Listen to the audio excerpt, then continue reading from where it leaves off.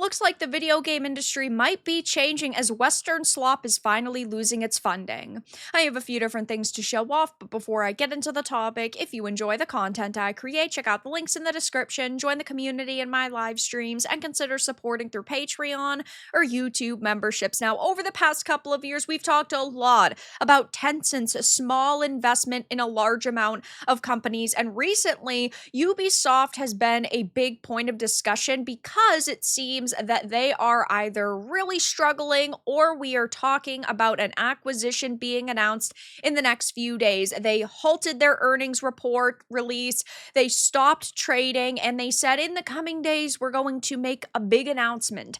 At least that's the way we all took it and the way it had sounded, though there's rumors circulating that Tencent's finally acquired them, that this IP sort of creative house they created just a couple of weeks ago, Vantage Studios, was the initial plan they were going for, but that they said finally enough is enough. We're just going to outright acquire Ubisoft. Now, if that's true, who knows? Take these reports with a grain of salt, though it definitely looks like Tencent is turning off the faucet for Western Slop because it seems that Western studios are facing a major problem with getting funds from them. So Tencent owns Swedish developer Shark Mob, which announced in October that the supernatural battle royale Vampire the Masquerade Blood Hunt will be taken offline in April 2026, says it will lay off an unspecified number of employees as part of planned changes to its organizational structure.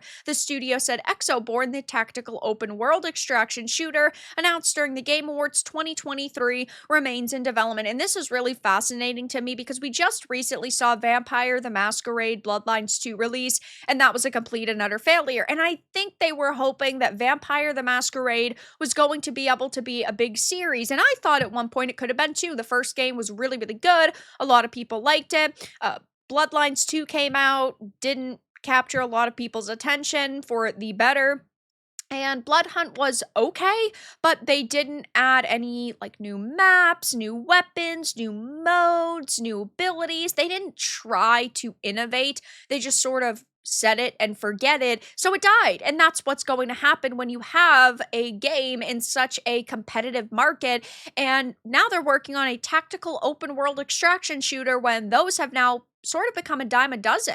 You can play something like Arc Raiders, you can play something like Escape from Tarkov. I just don't see a lot of people being interested in this, though maybe it will come out and at least be okay. But I can't say I feel all that bad for Shark Mob. So in a statement to games industry, Shark Mob said the layoffs will allow it to sharpen their focus and align their efforts on the continued development of Exoborn and position them for sustainable growth. But a release date hasn't been set yet for this new title, and the layoffs at Shark Mob come less than 2 months after deep cuts at Funcom, also owned by Tencent, which included the outright closure of Metal Hellsinger's developer, The Outsiders, and that one really hurt me because Metal Hellsinger was a fantastic game. It deserved a lot more recognition, but either way, we are talking about Tencent shutting down studios, cutting off funding, making these studios go through major restructures, and we also know that back in 2024, they laid off over 500 people. Riot Games, the developer of the popular League of Legends multiplayer battle game, was joining the other tech companies that had been trimming their payrolls with a layoff of 11% of their staff. And of course, they are owned 100% by Tencent now. And this was always going to be a problem. When you allow one company to invest in a lot of other companies, you're going to see them exert control over them. Tencent is pretty smart because they get around regulators by investing a little in a lot of companies. And if they buy Ubisoft, I do think we are going to see the perception of Tencent really shift. But a lot of people just see Tencent's name and go, it's Tencent. It's not that big of a deal, but it will become that big of a deal if they start actually, exerting this control. And of course, we are talking about a Chinese entity. They are controlled by the CCP, and the CCP is now partially controlling our entertainment. Same with the Saudis. I think that this is definitely a very risky and probably not positive situation, wherein though We are also talking about really a company laying off activists. And that's why I feel a little bit mixed on this news because, on one hand, sure, I don't want a CCP entity to control my entertainment. But at the same time, they're doing what these Western companies will not, and that is fire dead weight. They are getting rid of the people who are not doing their jobs.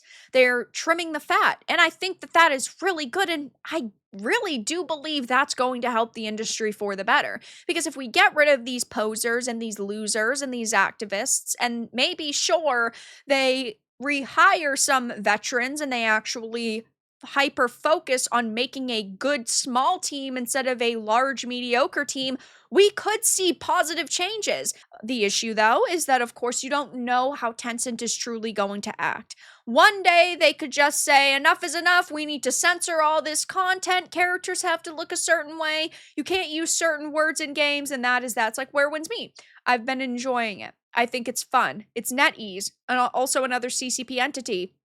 You can't say words like Xi Jinping, Winnie the Pooh, idiot, retard, fuck, bitch. You can't say any of that. And that right there is censorship at its finest. This is a fun game, but there's always going to be a limit to how much support these companies truly get from me and how much support they really should get from you. But we're talking about something happening in the industry right now that is affecting a lot of companies. There are a lot of studios going through these deep cuts, but Tencent is one of the largest entities to do this right now, besides Microsoft. Microsoft's laid off a lot of people. They have definitely trimmed a lot of fat, but yeah, Tencent is starting to turn off the money faucet for Western studios, and when these Western studios are really just creating bad title after bad title, I'm not going to shed a tear. So Tencent's vice president told Games Industry in September that the company had no plans at the moment to pull out of its significant investment in Western studios,